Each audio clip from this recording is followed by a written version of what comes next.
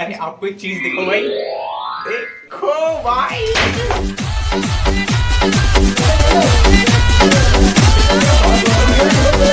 जिन्होंने सब्सक्राइब किया उनके लिए दिल से थैंक यू, और जिन्होंने नहीं किया उनके लिए भी थैंक यू। ठीक है भाई, हाथ जोड़ के सभी को शुक्रिया। ऐसे ही प्यार बनाए रखना, करते रहोगे, बंद के होगे भाई, क्योंकि शुक्रिया गाइस। पास दिखा रहा है भाई, तीनों में अलग अलग सब्सक्राइबर का। हेलो, तो कैसे हो? सबसे पहले तो आप ये बताइए, ठीक है, सब कुशल मंगल, सब बढ़िया हो ना? देखो, काफी सारी क्वेरीज आ रही थी कि भाई हमको क्लोज टेस्ट में प्रॉब्लम है, किसी को वोकैब को याद करने में प्रॉब्लम है, किसी को पीक्यूआरएस में प्रॉब्लम। तो आज हम सबको एक साथ सॉल्व करने वाले हैं। सबसे पहले वोकैब का याद करने का, जो भी अपन छोटी छोटी सी मिस्टेक्स करते हैं रानी मैम के नोट से, समुद्र मंथन से, उनको देखेंगे। उसके बाद इन सीट से बताऊंगा कि आपको मतलब कैसे क्लोज टेस्ट में और कैसे पीक्यूआरएस में और कैसे पैसेज में सबको अटेम्प्ट करना है और किन किन चीजों का ध्यान रखना है। छोटी छोटी सी चीजें, बस इनको सुधार लो, आपके सारे इंप्रूवमेंट हो जाएंगे ठीक ठाक, है ना। वोकैब में काफी सारी दिक्कत आती है लोगों को, तो है ना, अपन को वोकैब को कैसे पढ़ना है वो सब छोटी चीजों का ध्यान रखिए। देखो, वोकैब को पढ़ने में आपको काफी सारी प्रॉब्लम आ रही होगी, किसी को याद नहीं हो रही होगी, कोई याद करके भूल रहा होगा। देखो, सबसे पहले अपन बात करते हैं वोकैब में अपन को किन किन चीजों का ध्यान रखना है और कैसे अपन को वोकैब याद करनी है, ठीक है। तो सबसे पहले देखो, पढ़ने का एक तरीका है ना। अपन छोटी छोटी मिस्टेक्स करते हैं ना भाई। वोकैब को मैं कम से कम अब तक 4 बार पढ़ चुका हूँ, ठीक है, और 1 महीने के लिए तुम छोड़ दो, गायब हो जाती है। तो कंटिन्यू रिवाइज करते रहना, सबसे पहली चीज तो ये, ठीक है। कंटिन्यू रिवाइज करते रहना, चाहे कम कम वर्ड करो और अल्टरनेट रैंडम कोई पेज उठा लो, पर करते रहना है स्लोली। सच में आपको बहुत इंप्रूवमेंट दिखेगा। तो सबसे पहले अपन पढ़ा करो ईडियम फ्रेजेस को, क्योंकि ये थोड़े ईजी होते हैं। स्टार्टिंग वोकैब की यहीं से किया करो। पहली बार अगर आप पढ़ रहे हो ना, तो सब पे टिक करते चलो कि एक पेज पे मैं इतनी बार पढ़ लिया और ये वर्ड्स ईजी है, मेरे को याद हो गए, समझ में आ गए, ठीक है। तो उन पे अपन सीधे सीधे उनको पढ़ते चलो। अगर कोई वर्ड है जैसे आपके वो समझ में नहीं आया कि मेरे को इसको सेकंड टाइम या बाद में देखना है, नोटिस करना है कि ये थोड़ा मेरे को टफ वर्ड लगता है, तो इसको मैं बाद में देखूंगा अच्छे से, तो उसके लिए आपको क्या करना है, उस पे ना अपनी पेंसिल से ना अंडरलाइन कर देना है या फिर गोला मार देना है, जिससे कि अगली बार अपन नोटिस करो तो ये वो वर्ड है थोड़ा टफ था जो मेरे को याद नहीं हुआ। इस टाइम मैं पढ़ूंगा या फिर मैं रैंडम उठाऊंगा तो इन वर्ड्स पे ज्यादा फोकस करूंगा, क्योंकि और वर्ड मेरे को एक बार में अच्छे से समझ में आ चुके हैं, ठीक है। तो ये एक अच्छा तरीका है ना, आप इसको फॉलो कर सकते हो। मतलब ये तीनों में फॉलो करना है अपन को, वन वर्ड में, ईडियम्स में और उसमें एंटोनियम सिनोनिम में, कि ये वर्ड मेरे को याद हुआ या नहीं हुआ, ठीक है। अब मैं आपको बताता हूँ एंटोनियम सिनोनिम आपको कैसे पढ़ना है, जिससे थोड़ा इफेक्टिव रहे और भूले भी ना अपन, ठीक है। कोई वर्ड देख लो, अपन को सबसे पहले ये चीज याद रखनी है कि जैसे ऑगमेंट, ठीक है, ये ऑगमेंट, अब इसका निमोनिक मैम ने ये बताया था, जैसे अगस्त, अगस्त, ऑग से अगस्त हो गई, अगस्त में बारिश इंक्रीज होती है, तो इसका मतलब क्या है, एसिलरेट करना, बढ़ाना किसी चीज, एसिलरेट करना, एम्पलीफाई करना, प्रोपेल करना। तो ठीक है, अपन को ऐसे वर्ड याद रखने। अगर कोई वर्ड अपन को याद नहीं हो रहा है 1-2 बार पढ़ के भी, तो उस पर वही अंडरलाइन मारो। मतलब ये तरीका फॉलो करो, और है ना भाई, वोकैब को छोड़ना मत।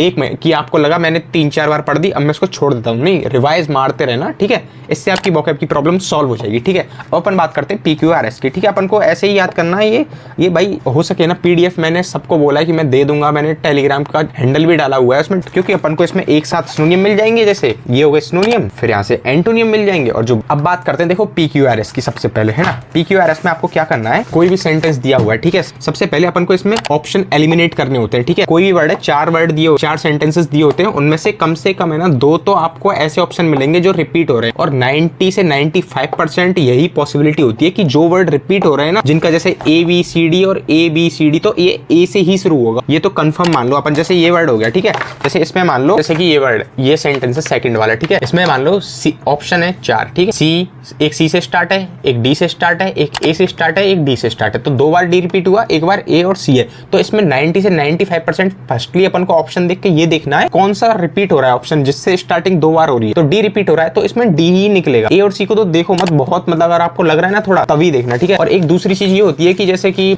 काफी सेंटेंसेस होते हैं, जैसे कि बट वगैरह हो गए, देयरफॉर हो गए, येट हो गया, इनसे सेंटेंस, बिकॉज हो गया, ही हो गया, इनसे सेंटेंसेस है ना स्टार्ट नहीं होते, क्योंकि है ना ही आएगा तो किसी का उससे पहले, ही किसके बारे में बात कर रहे हैं हमको नहीं पता ना ही कौन है, तो उससे पहले किसी का नाम वगैरह दिया हुआ, तो फर्स्ट सेंटेंस अपन को वो प्रेफर करना है और वही आएगा। तो ऐसी छोटी छोटी मिस्टेक्स होती है, और छोटी छोटी अपन जो मिस्टेक्स करते हैं उनका ध्यान रखना है। और सबसे पहले तो ऑप्शन एलिमिनेट करना, सबसे इंपॉर्टेंट चीज, आप जिस ऑप्शन को टिक करो कि ये मेरा सही है, आपने मान लिया कि मेरे को यही ऑप्शन टिक करना है, तो उसमें आपको क्या करना है, उस सेंटेंसेस को, उसको एक बार जो आपने लगाया है ना ऑप्शन, उसको उसी के अकॉर्डिंग है ना, उसी पैटर्न पे पढ़ के देखना है। जैसे DVAC, तो पहले अपन डी को पढ़ेंगे, फिर ए, इसी पैटर्न पे अपन को पढ़ना है, तो अपन को पता लग जाएगा, थोड़ी भी अंडरस्टैंडिंग होगी ना कि भाई ये सेंटेंस सही है या गलत है। तो यही है इसमें सबसे इंपॉर्टेंट चीज, अपन जिस भी ऑप्शन को टिक करें ना, वो अपन को एक बार पढ़ के जरूर चेक करना है, जरूर चेक करना है, तभी आपको पता चलेगा ये सही है गलत है। ठीक है, ये हो गई PQRS की प्रॉब्लम, मतलब जिसमें चारों ऑप्शन अलग अलग है, ABCD से स्टार्ट है, उनमें तो सीधा देख लो कौन सा नाम वगैरह है, फिर कौन सा किससे स्टार्ट हो रहा है,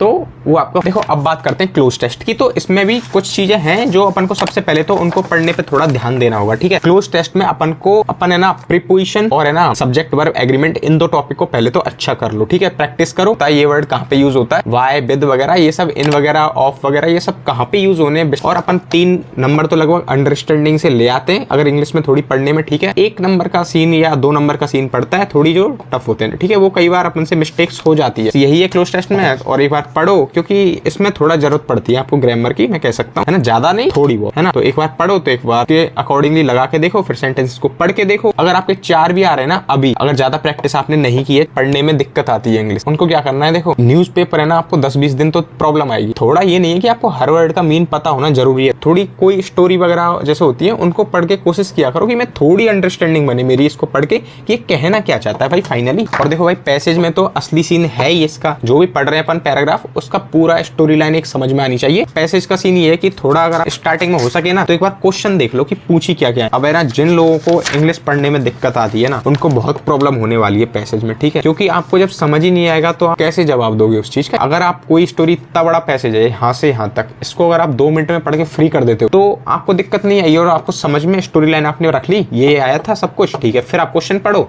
एक बार कि मैंने यहाँ पे पढ़ा ये चीज मेरे को याद है। ठीक है, ऐसे कर सकते हो। अब भाई जिनको समझ ही नहीं आ रहा पैसेज कहना क्या चाह रहा है, उनको क्या करना है, देखो आप 20 एक पैसेज करो, आराम से पढ़ो, बिल्कुल आराम से, चाहे आपको लग रहा है आधा घंटा 1 घंटा, पर आपको पैसेज पढ़ना है और कोशिश करनी है कि मेरे को एक भी क्वेश्चन गलत ना हो। बिल्कुल 1 घंटे में एक पैसेज करो या आधा घंटे में एक पैसेज करो, आपको बिल्कुल भी समझ में नहीं आता ना, 2 बार पढ़ो 3 बार पढ़ो, पर समझ में आए और सारे क्वेश्चन सही हो। एक आध गलत हो जाए उसकी मैं कह नहीं सकता, कोशिश ये करनी है कि मेरे को चाहे कितना भी टाइम लगे बट मेरे को ये समझ में आना चाहिए। फिर आप 15, 20, 30, 50 पैसेज कर लोगे ना, उसके बाद आपको अच्छे से समझ में आने लग जाएगा। इसके लिए आपको क्या करना है, समझने के लिए सबसे पहले तो इंग्लिश न्यूज़पेपर रीडिंग वगैरह करते हो ना, वो कर लो, कोई भी स्टोरी वगैरह बुक वगैरह पढ़ लो इंग्लिश की। ठीक है, नहीं तो भाई सबसे इजी तो है पिक्चर पे ध्यान मत देना, थोड़े उसके सबटाइटल वगैरह ना, या फिर कोई इंग्लिश में ही हो वो मूवी देखना, थोड़ा मतलब थोड़ा पकड़ोगे ना वर्ड को तो समझ में आने लगता है। ठीक है, ये पैसेज का हो जाता है। ठीक है, पैसेज तो भाई सबसे इजी मानते हैं अगर इंग्लिश मीडियम के बच्चे होते हैं ना भाई, मेरे को सबसे, मैं अपना बता रहा हूँ, मेरे को पैसेज सबसे इजी लगता है, क्वेश्चन बहुत कम ही करते हैं। ठीक है, तो ये हो गया। अगर वीडियो अच्छी लगती है आपको तो लाइक कर देना, कोई भी कुछ पूछना है तो कमेंट कर सकते हो। ठीक है, काफी सारी वीडियोस आने वाली हैं, तो बस ऐसे ही सपोर्ट दिखाते रहो। ठीक है, शुक्रिया। वीडियो अच्छी लगी हो तो लाइक करना, चैनल को सब्सक्राइब करना।